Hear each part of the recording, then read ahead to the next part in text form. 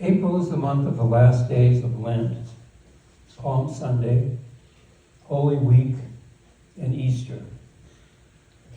There is no better month to focus on Judeo-Christian traditions, which have been so important in Unitarian Universalist history. We are used to the 7 or 8 principles of Unitarian Universalism. What we are not as aware of are the 6 sources. The 4th listed is the following: Jewish and Christian teachings which call us to respond to God's love by loving our neighbors as ourselves. I've been a member of this church for 35 years, since 1990, and in that time, we have focused at times on Buddhism and earth-based spiritual traditions. We have embraced humanism and transcendentalism and claimed some of the founders, such as Ralph Waldo Emerson and Henry David Thoreau, as Unitarians. I have noticed a paucity of content and emphasis on Jewish or Christian scriptures and traditions. Why is that? Many, if not most of us, grew up being strongly influenced by Christianity. I believe I have some understanding of the reasons. Religious trauma is pervasive and insidious. Although Christianity isn't the only religion guilty of perpetrating such trauma, it is up there on the top of the list. Numerous sexual predator scandals and their cover-ups, the antipathy towards sexual minorities, including LGBTQ plus folks, and the unexpected success of the MAGA movement's takeover, especially in the white evangelical community, offers credence to the idea that Christianity, at least as it is practiced in the United States, is morally bankrupt. I think it would be a mistake, however, to totalize Christianity based on these factors. Episcopal Bishop Marianne Booty, recent sermon when she appealed to Trump to have mercy on those he is harming, Pope Francis's condemnation of Trump for his draconian immigration policies, and the obvious sincerity, loving kindness, and allyship to marginalized people shown by so many devout Jews and Christians cannot be overlooked. I have often flinched when ex-Catholics refer to themselves as recovering Catholics. I know many Catholics have experienced religious trauma, so of course I respect their experience. For me, however, I have been privileged to have grown up in the Catholic subculture. I served as an altar boy for most of my youth. Fortunately, I never suffered abuse from priests or nuns. My uncle was a priest in the Sioux City Diocese, and I saw him and others as role models. At the age of 5, I announced to my family that I was going to be a priest when I grew up. I attended Blessed Sacrament from kindergarten through 8th grade, and then on to Heelan High School. In pursuit of the priesthood, I then attended Loras College in Dubuque. At the time, it was an all-male college with one dorm designated for seminary students. Much later, I attended Loyola University in Chicago, another Catholic institution, where I earned my master's degree in social work. I do not contend my Catholic education was perfect, but I benefited greatly from its rigor and intellectual emphasis. Richard Dawkins, the famous British atheist, has recently stated that he is a cultural Christian. I consider myself to be a cultural Catholic. To continue my backstory, for those of you who remember the late 60s and early 70s, there was revolution in the air. I felt the pull of the anti-war movement. I left Loras after 2 years in 1971 and lost my student deferment to the draft. I received a low number in the draft and applied for conscientious objector status and was granted it. I followed the Crosby, Stills, and Nash's direction in the song, "We Can Change the World. Won't you please come to Chicago or else join the other side?" Once there, I became part of the Catholic worker movement. Then later I lived in community with Franciscan worker priests from Europe. My role model was the nonviolent activist, Father Daniel Berrigan, who was arrested for destroying draft records in Catonsville, Maryland. I served my alternate service in a rehab center for mentally ill people, from which began my career in mental health service. I also joined the Catholic Charismatic movement for a time. As an aside, recently I was on a walk and a man approached me and shook my hand and thanked me for my service.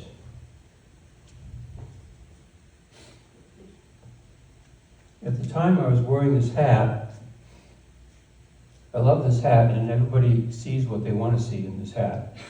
It's actually a tribute to Harry Potter, but people often see it as maybe a sports hat. Somehow this gentleman thought the hat referred to me being in the military. So I shook his hand and I told him I didn't serve in the military. And he shook my hand anyway. And when I mentioned this to my wife, Ibu, she said, "You did serve. You served alternate service. You should have the same recognition as anybody that served in the military." And I thought about this, and I thought, in the last, 50 years, nobody has ever said that to me, that I should be thanked for my service.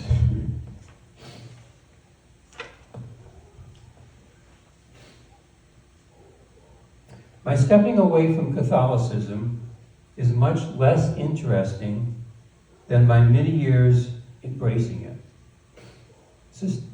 Suffice it to say, I no longer believe its doctrines.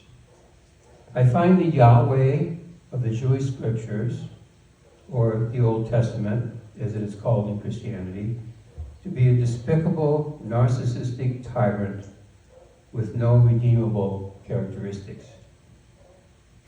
The Jesus of the New Testament, over and over again, reframes Yahweh as a loving Father. He does this without offering much evidence to back up his claim. I aim to provide the evidence that Jesus has omitted and argue the ongoing evolution of God, who is moving slowly toward a widening of their mercy. Those of us who do not believe that Yahweh exists in some immortal realm may not be as intrigued by the possibility that he has been and is currently in the process of evolving. It is incontrovertible, however, that the story of God has been profoundly influential in human behavior.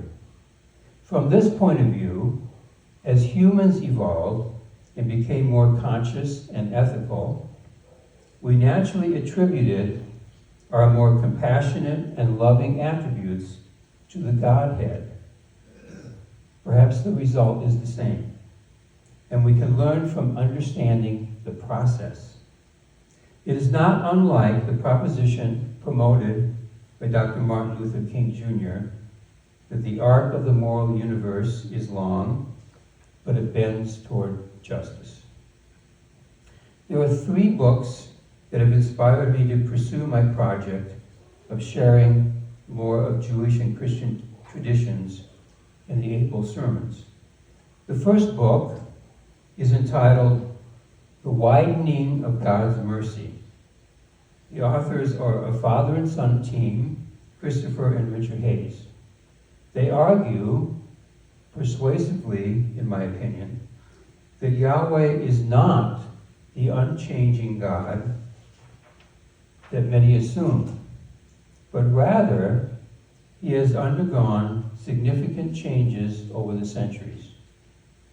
He is a bit hard-headed, but when humans argue with him and remind him that he is supposed to be merciful, he often changes his mind. Through this process, he expands his capacity to be merciful, and from which the authors argue that full acceptance into the Christian community of LGBTQ folks is warranted and is scripturally based. My sermon next week will be an exploration of several texts of the Old Testament that support this idea. The week after, I do a similar analysis of the New Testament. Then finally, in the last week of April, we will have a panel discussion of these ideas. My second resource is called St. John's Bible. I'm going to pass around a copy of part of it.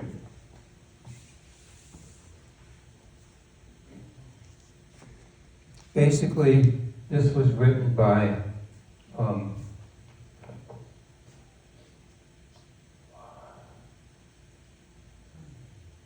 tell you in a minute, but there's a couple of bookmarks there. One that shows this picture here of Sophia.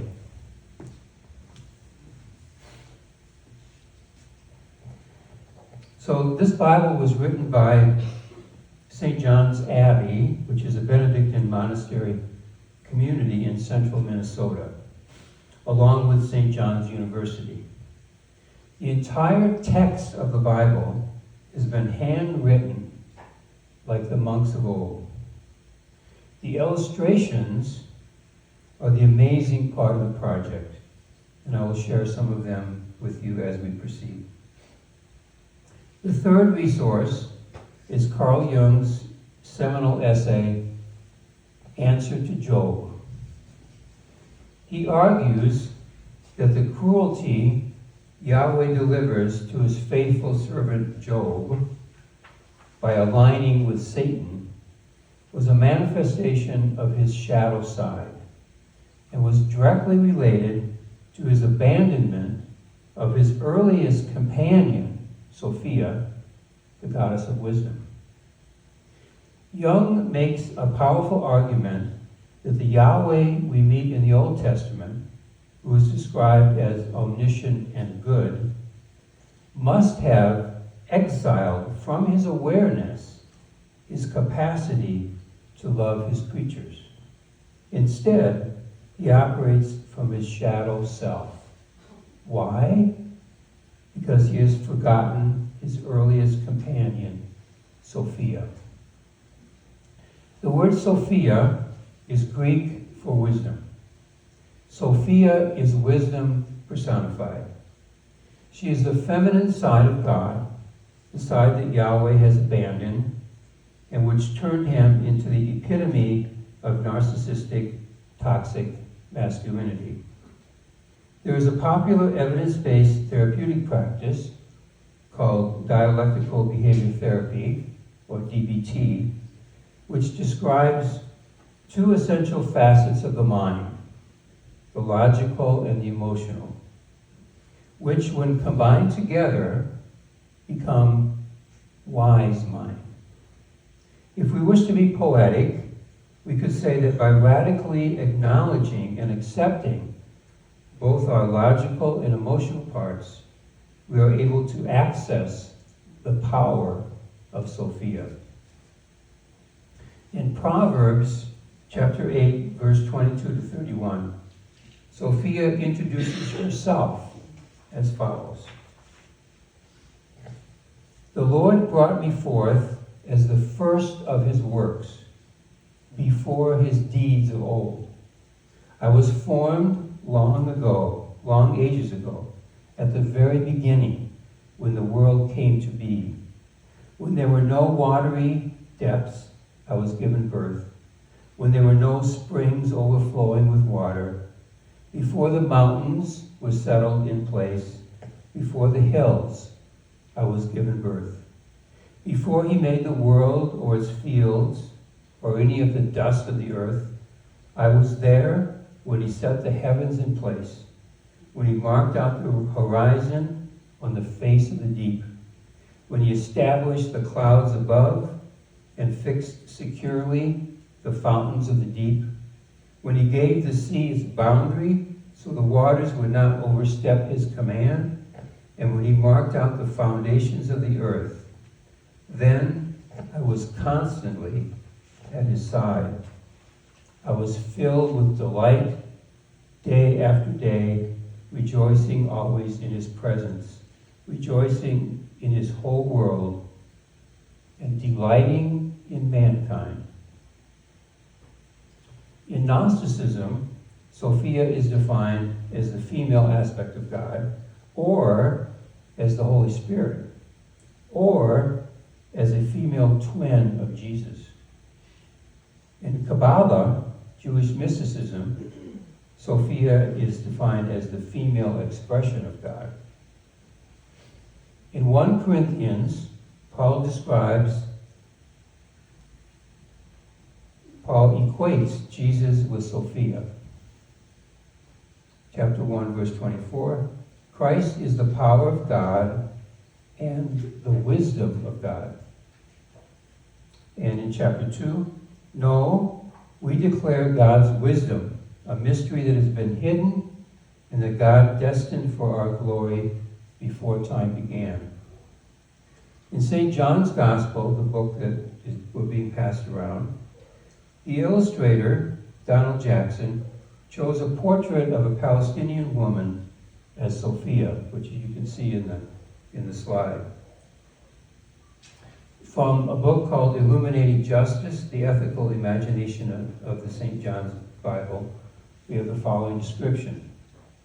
Woman wisdom is described as both an aspect and a creation of God, dwelling in Israel and working in its history, promising prosperity and blessing to those who follow her.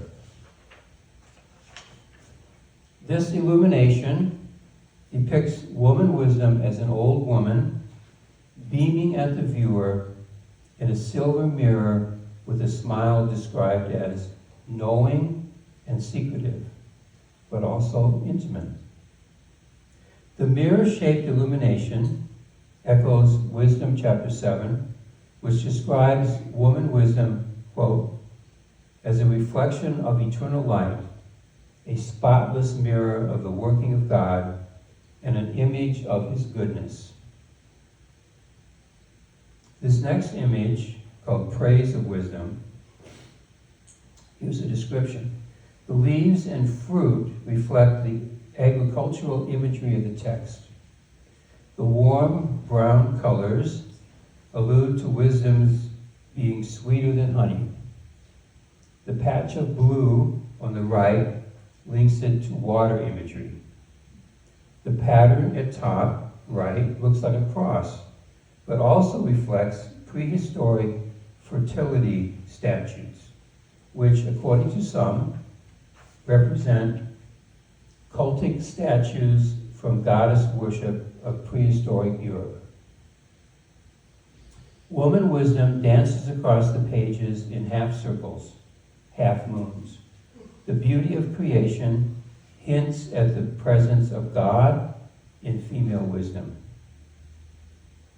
Sophia reappears in the book of Revelation, chapter 12, as, quote, a woman clothed in the sun, with the moon under her feet, and a crown of 12 stars on her head. She is pregnant and gives birth to a son, while a red dragon threatens to eat the child. The child is snatched up to God, and she flees into the wilderness. The dragon chases her, and she is given eagle wings so she can fly away to safety in the wilderness. Revelations is open to all sorts of interpretations, but in my view, Jung's analysis is a cut above everyone else's, as no one has surpassed his understanding of the unconscious.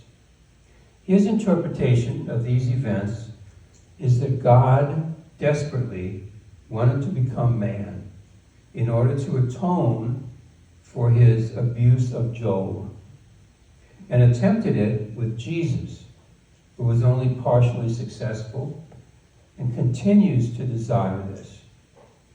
Since we do not know what has become of this new divine child given birth by Sophia in Revelations, which appears to parallel the birth of Jesus, this depiction is yet another failed attempt of God becoming man. If I understand Jung, these texts illustrate through symbolism that the relationship between Sophia and Yahweh remains complicated. In order to resolve it, however, it is necessary to resolve the conflict between the unconscious and the conscious. And all male God, no matter how many persons, can never achieve wholeness.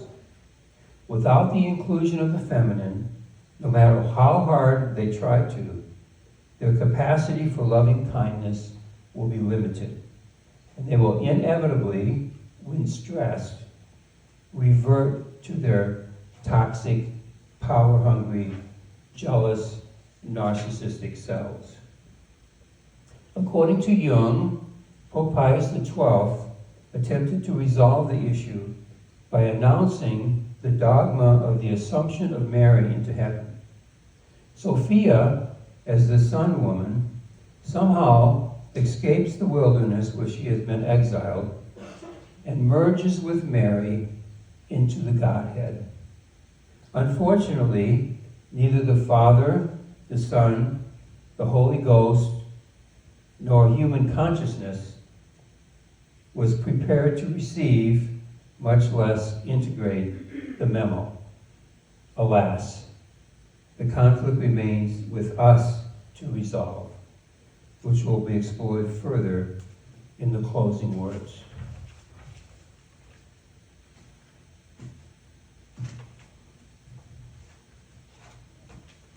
Put that in your pipe and smoke it.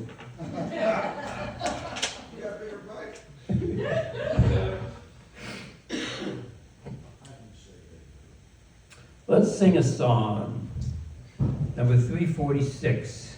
Sorry, get your book back together. Come sing a song with me. You'll sing this.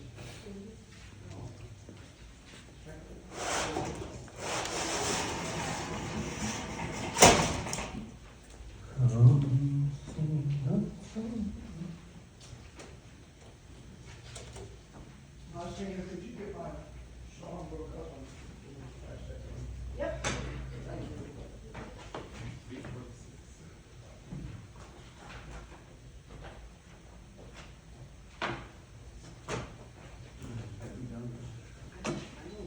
Yes, we're very nice. This is one we can sing. 346. Please stand as you're willing and able. Oh, okay. I'll give you the last couple bars.